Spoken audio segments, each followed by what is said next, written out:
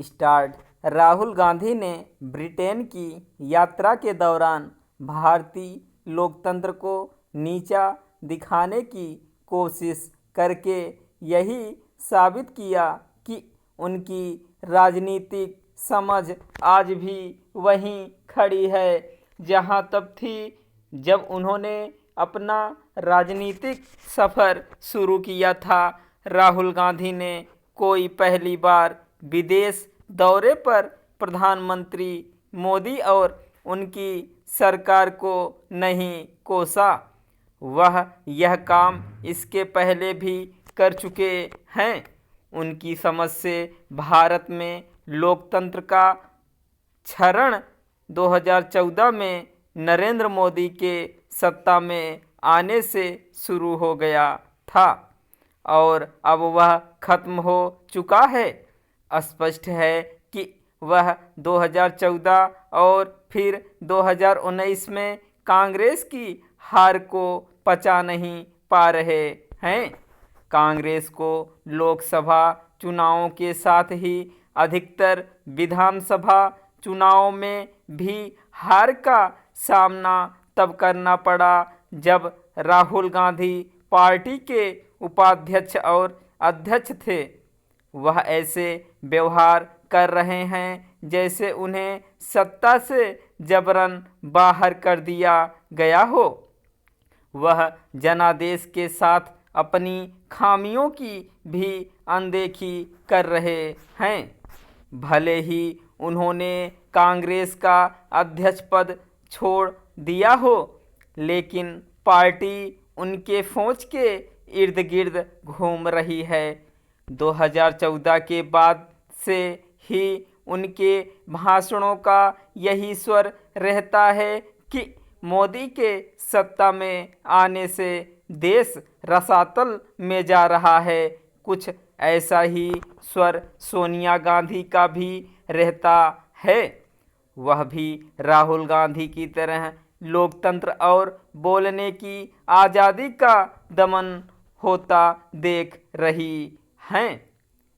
जब से मल्लिकार्जुन खड़गे कांग्रेस अध्यक्ष बने हैं, उनके भी भाषण सोनिया और राहुल जैसे हो गए हैं। राहुल गांधी यह शिकायत बार बार कर रहे हैं कि लोकतंत्र की सभी संस्थाओं पर भाजपा और आरएसएस के लोगों का कब्जा हो गया है। वह यह भूल रहे हैं कि जब कांग्रेस सत्ता में थी तब इन संस्थाओं में उसके लोगों का कब्जा होता था। जैसे कांग्रेस ने सत्ता में रहते समय अपने लोगों को विभिन्न संस्थाओं में बैठाया, वैसे ही भाजपा कर रही है। तो इसमें गलत क्या है? यह तो राजनीति का चलन है। सभी दल ऐसा ही करते हैं। ब्रिटेन की यात्रा के दौरान राहुल गांधी ने इस पर भी अफसोस प्रकट किया कि भारत में लोकतंत्र खत्म हो जाने के बाद भी अमेरिका और यूरोप बेपरवाह हैं। वह यह भी चाह रहे हैं कि अमेरिका यूरोप को भारत में लोकतंत्र बहाल करने के लिए दखल देना चाहिए।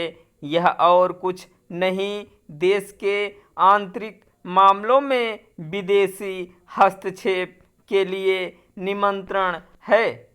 इसी कारण यह सवाल उठा रहा है कि क्या उन्होंने सांसद के तौर पर ली गई शपथ का उल्लंघन किया। जो भी हो, यह ध्यान रहे कि आपातकाल के समय किसी विपक्षी दल ने ऐसा नहीं कहा था कि भारत में लोकतंत्र की बहाली के लिए अन्य देशों को हस्तक्षेप करना चाहिए। राहुल गांधी ने ब्रिटेन दौरे में यह भी कहा कि उनके जैसे नेताओं को न तो शिक्षा संस्थानों में बोलने दिया जाता है और न ही संसद में। सबसे पहले तो यह निरा झूठ है कि उन्हें शिक्षा संस्थाओं में नहीं बोलने दिया जाता। लगता है वह विभिन्न शिक्षा संस्थाओं में दिए गए अपने संबोधनों को भूल गए। जहाँ तक संसद में बोलने से रोकने की बात है तो इस झूठ की पोल संसद में उनके रिकॉर्ड से खुल जाती है। वह संसद में कोई सवाल नहीं पूछते और किसी महत्वपूर्ण विषय पर चर्चा का हिस्सा भी मुश्किल से बनते हैं। वह संसद में कितने गंभीर रहते हैं इसका पता इससे चलता है कि एक बार उन्होंने यह दिखाने के लिए प्रधानमंत्री मोदी को गले लगा लिया था कि वह उनसे नफरत नहीं करते। लेकिन सच यह है कि उनके अधिकतर भाषण मोदी के अंध विरोध का पर्याय होते हैं। भारत जोड़ो यात्रा के दौरान राहुल गांधी कुल मिलाकर मोदी के विरोध में ही बोलते रहे। इस यात्रा के दौरान वह कोई नया विचार रखने के बजाय वही बातें दोहराते रहें जो वह पहले न जाने कितनी बार कर चुके हैं। उनका यह जुमला बार बार सुनने को मिलता है कि मोदी सरकार चंद उद्योगपतियों के हितों की रक्षा कर रही है। अंबानी अदानी का नाम लेकर वह न केवल उद्योगपतियों को कोसते हैं बल्कि मोदी को भी।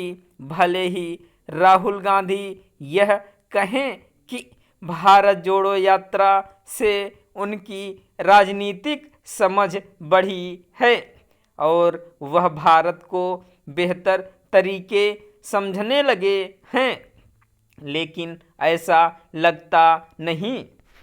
राहुल गांधी कुछ भी कहें, मोदी के नेतृत्व में भारत की साख बढ़ी है। सभी प्रमुख देश भारत का साथ लेना पसंद कर रहे हैं। भारत का सुरक्षा परिषद में अस्थायी सदस्यता का दावा मजबूत हो रहा है। जैसे जैसे भारत का अंतर्राष्ट्रीय कद बढ़ता जा रहा है वैसे वैसे भारत विरोधी शक्तियां भी सक्रिय होती चली जा रही हैं। कुछ समय पहले आई बीबीसी की डॉक्यूमेंट्री मोदी के साथ भारत को नीचा दिखाने की कोशिश ही थी।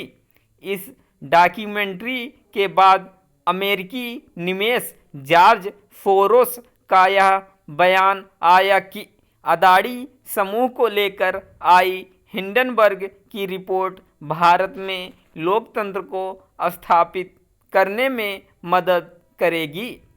क्या यह महज एक दुर्योग है कि सोरोस ने कुछ वैसी ही बात कही जैसी राहुल गांधी ने की?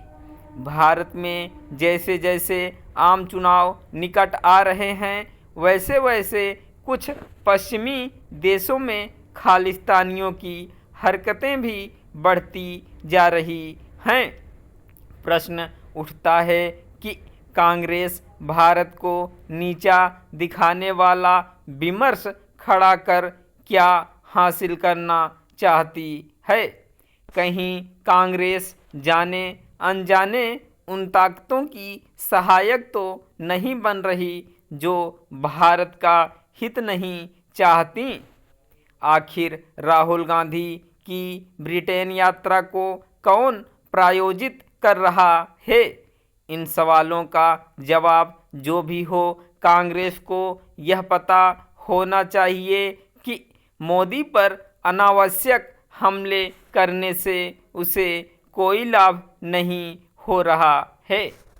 इसका प्रमाण हाल के 3 राज्यों के चुनाव परिणाम हैं। राहुल गांधी ने जो विमर्श विदेश में खड़ा किया उसे यदि भाजपा अपने पक्ष में भुनाने में जुट गई है तो इसीलिए क्योंकि औसत भारतीय यह पसंद नहीं करेगा कि हमारे नेता विदेश जाकर भारत को नीचा दिखाने का काम करें। इसमें संदेह है कि राहुल गांधी के ब्रिटेन में दिए गए भाषणों से आम कांग्रेसी उत्साहित हुआ होगा। स्टॉप।